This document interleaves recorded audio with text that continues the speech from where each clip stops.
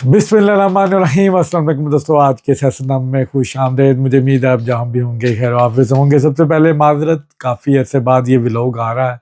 इंशाल्लाह कुछ मसरूफियत थी जिसकी वजह से मैं व्लॉग नहीं बना सका। अब कोशिश होगी मेरी कि रेगुलर इस सिलसिले को जारी रखूं।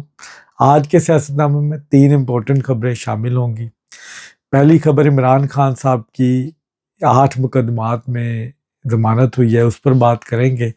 फिर एक कॉलम की बड़ी गूंज रही है पिछले 2-3 दिन, एक हफ्ता, और एक सीनियर सहाफ़ी को बड़ा ट्रोल भी किया गया पीटीआई की तरफ से, उस पर बात होगी। और पाकिस्तान के मौक़िफ़ की तायद कर दी अफ़गानिस्तान ने, वो क्या मौक़िफ़ है जिसकी तायद की गई है और कौन सा ग्रैंड ऑपरेशन होने जा रहा है कुछ दहशतगर्द तंजीमों के हवाले से, वो आखिर में थोड़ी सी उस पर भी रोशनी डालेंगे। वाशिंगटन पोस्ट ने भी कुछ आसिम मनीर के बारे में कुछ खबरें लगाई हैं, उस पर भी एंड में रोशनी डालेंगे। तो सबसे पहले आते हैं इमरान खान साहब, जो हॉट टॉपिक है आजकल।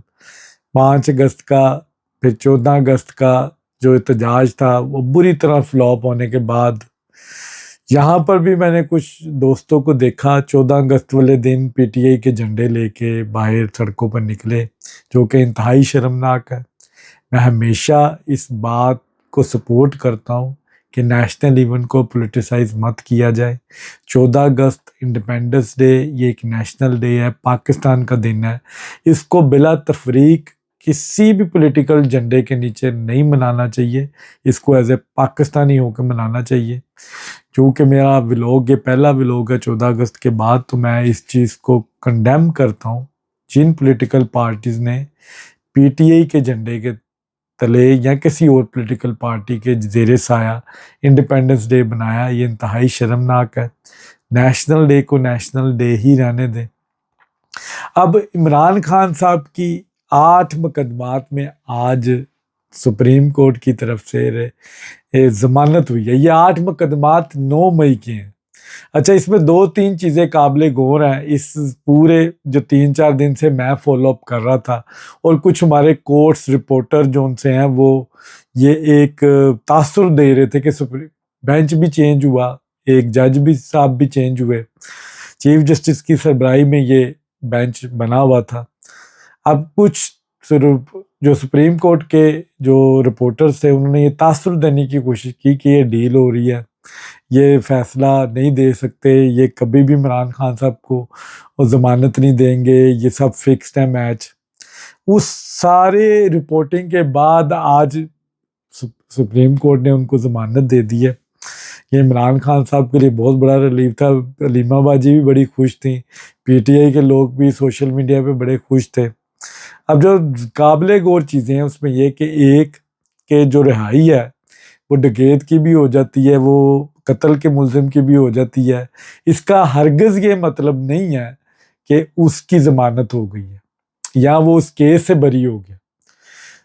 पहली बात जो यहाँ पे बड़ी इंपॉर्टेंट है, इमरान खान साहब ऑलरेडी 14 साल की सज़ा उनको हुई है अलकादिर ट्रस्ट में, बुशरा बीबी को 7 साल की है। तो वो ऑलरेडी, चाहे अब ज़मानतें हों ना हों या उनका ट्रायल चले ना चले, वो एक ऑलरेडी मुकदमे में जेल में मौजूद है, उनकी रिहाई पॉसिबल नहीं है। दूसरी चीज़, ज़मानत का हो जाना ये हरगिज़ ये गारंटी नहीं है कि आपका ट्रायल ख़त्म हो गया। अब ये 2 चीज़ें यहाँ पे मैं स्ट्रेट फॉरवर्डली आपको समझाने के लिए कर दूं। सेनेटर एजाज चौधरी की एग्जांपल मैं देता हूँ, यास्मीन राशिद, ये वो लोग हैं जिनकी ज़मानतें हुई थी, 2-2 महीने बाद ही इनकी 9 मई के ज़मानतें हो गई थी। इनका ट्रायल फिर भी चला ट्रायल कोर्ट में, इनको 10-10 साल की सज़ाएं हुई, पिछले दिनों आपने देखा। तो ज़मानत का मतलब हरगिज़ नहीं है कि ट्रायल नहीं होगा। इमरान खान साहब को ज़मानत ज़रूर मिली है क्योंकि चलान पेश नहीं किया गया, अभी उसका ट्रायल कोर्ट में इमरान खान साहब का ट्रायल होना है, और ट्रायल के बाद इमरान खान साहब को सज़ा भी होगी। जो दूसरी इम्पोर्टेंट चीज़ है, जो एज ए पॉलिटिकल वर्कर और एज ए ऑब्ज़र्वर मैं आप लोगों के सामने रखता हूँ कि इमरान खान साहब का जो 9 मई का इंसिडेंट है वो एक रेड लाइन है पाकिस्तान के मुक़्तदर हलकों के लिए। یا آپ کہہ لیں پاکستان کی اسٹیبلشمنٹ کے لیے. اگر 9 مئی میں عمران خان صاحب کو سزا نہیں ہوتی تو پھر پاکستان میں کسی قسم کا جرم تصور نہیں کیا جائے گا. فوج کے اوپر حملے اس کے بعد مزید ہوں گے، جاری رہیں گے. پاکستان کی سالمیت کو نقصان پہنچایا جائے گا، پوری دنیا میں تماشا بنایا جائے گا. لا انفورسمنٹ کمپنیز جتنی بھی ہیں پاکستان میں، پھر آپ کی بچت نہیں ہے. پھر آپ نے ایک سٹینڈرڈ سیٹ کر دیا ہے کہ سب کی معافی ہے. اور یہ جو بار بار اب بات چل نکلی ہے تو اس پر بھی بات کر لیتے ہیں کہ جناب سہیل وڑائچ صاحب کی ملاقات کا ایک کالم آیا جنگ میں، اور اس کی بڑی پی ٹی آئی نے ٹرولنگ کی. جی یہ ٹاؤٹ ہے فوج کا اور یہ پیغام لے کے آیا. آج D G S P R کی اسٹوڈنٹس کے ساتھ کوئی نشست تھی، ادھر ایک صحافی نے سوال پوچھ لیا تو انہوں نے تردید کر دی کہ سہیل وڑائچ صاحب نے بدنیتی پر ذاتی تشہیر کے لیے یہ کالم میں یہ ذکر کیا کہ ان کی 1-to-1 ملاقات ہوئی ہے، حالانکہ 1-to-1 ملاقات نہیں ہوئی. تردید کی ہے. انہوں نے کہا عام لوگوں کی طرح، جس طرح برسلز میں ایک اجتماع ہوا، وہاں پہ 4000 لوگ تھے، ان سب نے فوٹوز بنوائی، تو سہیل وڑائچ صاحب کی بھی فوٹو بن گئی. کہیں پہ بھی ان کی 1-to-1 ملاقات نہیں. اب میری جو انفارمیشن ہے، برسلز میں ایک ڈنر ہے جس میں 20-25 لوگ شامل ہوتے ہیں، اس میں سہیل وڑائچ صاحب بھی ہوتی ہے، ان کی گفتگو بھی ہوتی ہے. اس گفتگو کو اور جو برسلز میں جو انہوں نے عام اجتماع میں باتیں کی، اس کو انہوں نے کلیکٹ کر کے ایک کالم کی شکل دے دی. اس میں انہوں نے میرے خیال سے، شاید میں ان کے کہنے کا مطلب تھا، ان کی ایک ایڈوائس تھی جو پہلے بے نظیر بھٹو کے دور میں بھی اور نواز شریف صاحب کے دور میں بھی کالم کی صورت میں وہ دیتے ہوتے تھے. ان کی اپنی ایک ذاتی رائے تھی شاید، جس کو انہوں نے پی ٹی آئی والوں نے ٹرول کیا، اس کو پیغام بنا دیا. اور کچھ جناب سہیل وڑائچ صاحب نے بھی اس چیز کی تردید نہیں ابھی تک کی کہ انہوں نے ملاقات کی ہے نہیں کی. بہرحال D G S P R کی طرف سے تردید آ گئی ہے کہ معافی مانگنی چاہیے، معاملات کو آگے لے کے چلنا چاہیے. اب D G S P R فرماتے ہیں کہ معاف کرنا نہ کرنا یہ ایک بعد کی بات ہے، لیکن جو جرم ہوئے ہیں ان کی سزا قانون کے مطابق ملے گی تو تبھی پاکستان موو فارورڈ ہوگا.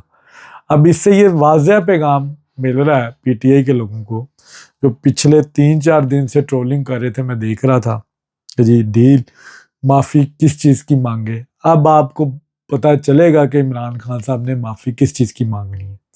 اور میں ہمیشہ اپنے پی ٹی آئی کے دوستوں میں بیٹھ کر بھی یہ بات کرتا ہوں کہ پی ٹی آئی کے اپنے لوگ عمران خان صاحب کے دشمن ہیں. کچھ ارد گرد اور جو ٹاپ اس وقت ٹیئر میں موجود ہیں، وہ نہیں چاہتے کہ عمران خان صاحب باہر آئیں.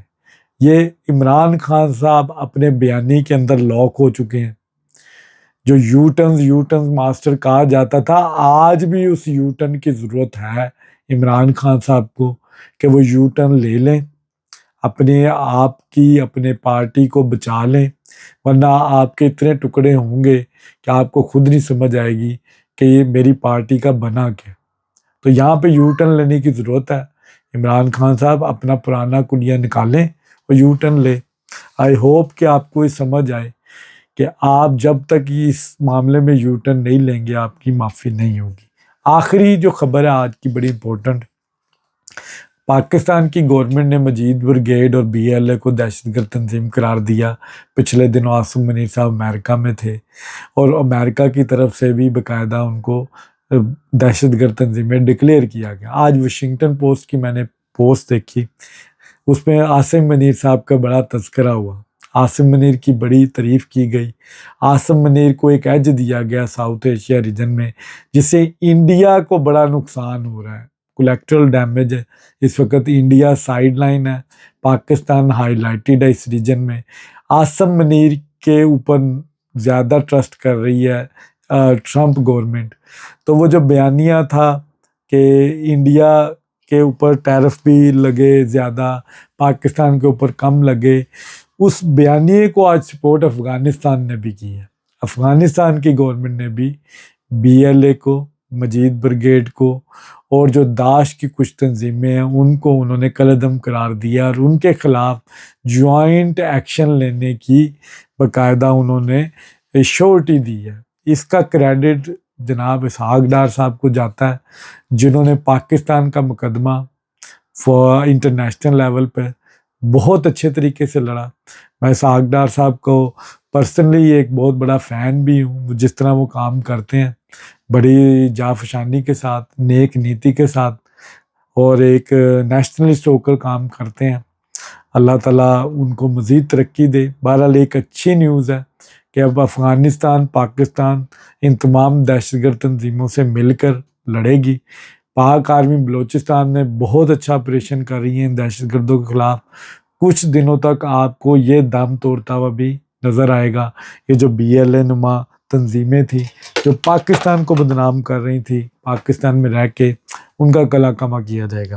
اور ایک اور خبر جاتے ہوئے دے جو PTI کے کچھ لوگوں کے لیے، کہ جو 9 مئی کا ٹرائل ہے وہ عمران خان صاحب کے اوپر اب آنے والا ہے، اور مزید 1-2 مہینے کے اندر آپ کو اس کا فیصلہ بھی نظر آئے گا، اور اس سے یہ جو ڈیل کا تاثر نکل رہا تھا اس کا اثر آپ سب کے سامنے آ جائے گا کہ ایکچول میں وہ جو ڈیل کر رہے تھے وہ ایکچول ڈیل ہے کیا ہے۔ عمران خان صاحب کا جیل کے اندر رہنا اس وقت میں کہتا ہوں کہ کوئی ان کے پاس کوئی راستہ موجود نہیں ہے کہ وہ جیل سے باہر آئیں، لیکن PTI کے لوگ ڈیلی ڈالر پاؤنڈ کما رہے ہیں، یوٹیوب پہ لوگوں کو بیوقوف بنا رہے ہیں اور کہہ رہے ہیں کہ خان آ رہا ہے، باہر آ گیا، بس آج آیا کل آیا، یہ ڈیٹے دیتے رہیں گے، لیکن عمران خان صاحب جیل میں رہیں گے۔